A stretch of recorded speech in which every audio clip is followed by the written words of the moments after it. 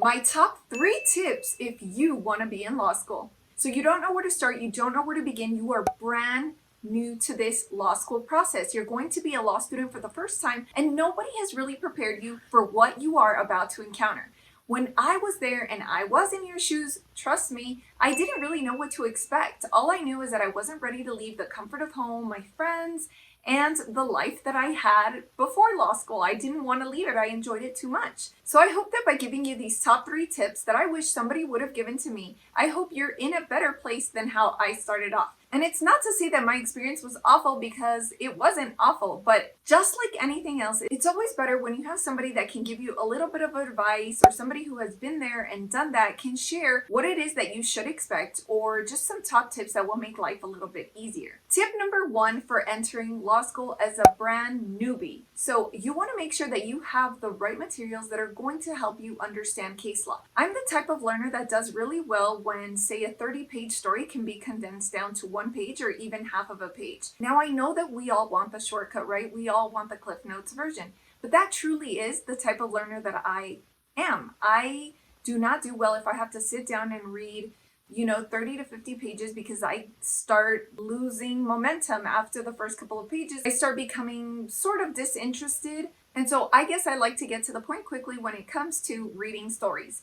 And in year 1, that is what you're going to be doing. You're going to be reading a ton of case law in the form of stories. So if I would have had somebody tell me, hey, Marcella, did you know that you can get books that are this big instead of this big, that will basically condense these stories down to you to 1 page, and it will break it down by, what the conclusion is, what the analysis is, what the issue is, then you're going to enjoy this process a lot more. So if I would have had somebody tell me, hey, Marcella, did you know that you can get a book that's only this thick and it condenses everything that was in this thick of a book, I would have been ecstatic and elated, and I probably would have purchased those books sooner in the process rather than later. Those case notes books made my life so much easier, and I'm going to link those down below, so that if you're a law student or you're looking to enter law school but you want to make sure you have these resources, then make sure you scroll down into the description below. And also, if you just want to send me an email, because it's free to do so, when you have questions about how to become a trademark lawyer, or you want to know a little bit more about how to experiment with trademark law during law school,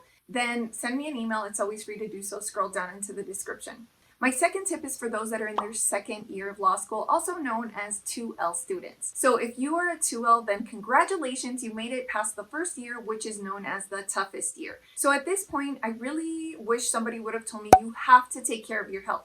Now, I've always been somebody that has exercised even throughout my law school career. I always went to the gym. I participated in kickboxing classes. I was even a kickboxing instructor, believe it or not, for a couple of months during my 1L year. But I wish I would have had somebody tell me more than that, as in take care of your health in all aspects. You want to make sure that maybe you're taking vitamins, or, covering your bases wherever you might have deficiencies. So I know specifically of a test that I like, and it's called a micronutrient test.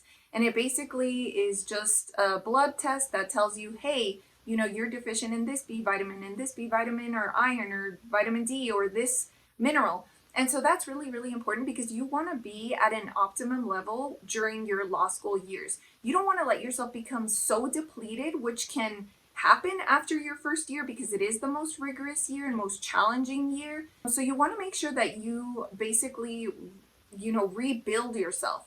Now, I would have included this tip as tip number 1, but sometimes you're so consumed by making sure that you get everything right and that you don't fail out of law school, that you do put your health on the back burner, and maybe it's a little bit easier for you to attend to your health during the 2nd year. So at this point, you really want to make sure that you don't put your health on the back burner anymore, that you continue to see somebody. And lots of doctors are offering, virtual appointments. They're offering telemedicine appointments through Zoom, or through their own special secure platform or software that they've subscribed to. So please, please, please don't put your health on the back burner. And also, you expend a lot of energy, believe it or not, even if it's just mental energy, when you're going through this process of studying and learning and reading constantly and memorizing.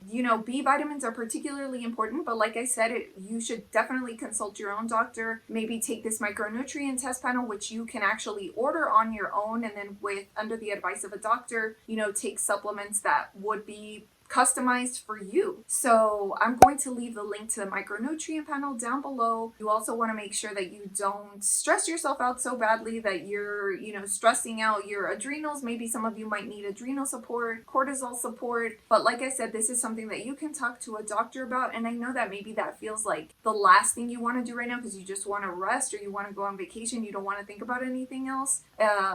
But please trust me, you don't want to put your health on the back burner. I had some stomach troubles when I was in law school and I felt like, oh, I'll just deal with this, later on. And, I wish I would have known then what I know now, because I probably could have started feeling better a little bit sooner rather than later. But everybody's different, so make sure you listen to your body. And if you just want to check out the link without even purchasing anything, I'm going to leave it down below so it's something that you can explore in your downtime. You have made it to your 3rd year of law school. Congratulations. You have made it past the first most arduous year. You have made it past year 2. And so 3rd year should be a breeze for you. You have a little bit of time to relax because now you know the ins and outs of the process of this journey. You already know that you made it with the help of maybe some case notes, some tools that I linked down below, and you wanted to make sure that you didn't put your health on the back burner so that you could feel good. So you should be a-okay at this point during your 3rd year. So my biggest tip for 3L students is to start thinking about what kind of law you want to practice.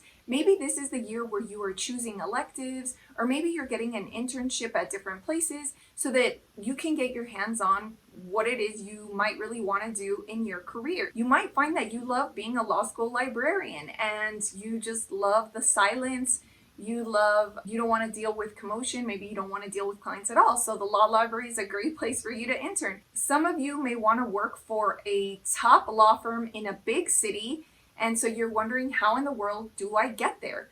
So you need to start thinking about how you're going to, reverse engineer this process. But the only way to really reverse engineer the process is if you know where you want to end up. And how do you know where you want to end up? Well, you want to start getting a taste of everything. Call up some law firms that you would love to work at and say, hey, can I work for you? Can I, even if it's for free, even if it's just 1 hour or 2 hours a week, or do you have paid internship positions? Maybe you want to work in immigration law. Call a few immigration law firms or do some pro bono work. Right now is the time for you to start, understanding what's out there. Don't feel like you have to force yourself into something, without having gotten a little bit of a taste of everything. So I'm the kind of person that loves a buffet because maybe I want to try the buttered mashed potatoes as opposed to the, heavy cream mashed potatoes. So how are you going to know which one you like better unless you try it, right? And even then, it becomes more micro than that. One immigration law firm is not going to be the same as another immigration law firm. So I, for example, had to do an internship before I became a trademark lawyer. And I love trademark law. And if you know that you want to become a trademark lawyer, make sure you catch my training. Scroll down into the description below and you can also watch this video to learn more about it. But back to my point, I actually had to do an internship and I did it with a trademark lawyer. My mentor had to fly down from my law school and make sure that everything was running smoothly and that I was actually working at a legitimate law firm, which of course I was. He told me, you're in a very ideal position because you're working under this one lawyer. It's a small firm, but this is the ideal way to learn and to grow. When you start working for a bigger law firm, sometimes you can get lost in the shuffle, lost in the mix, and it's not quite the same for somebody who already knows that they want to have their own law firm. So that's something else to think about. Do you want to have your own firm or do you want to work for a big firm? Now, I know that all of this is a lot to think about, but I am sharing it with you because I feel like this sort of advice would have helped me back then. So if you're an aspiring law student and you're just wondering, what is law school going to be like? Are there law school tips that a lawyer can share? Well, I hope that these 3 really did help you. Which is your favorite tip? Share it with me down below. Or if you have any questions, make sure to also leave them in the comments. Don't forget to catch this video right here.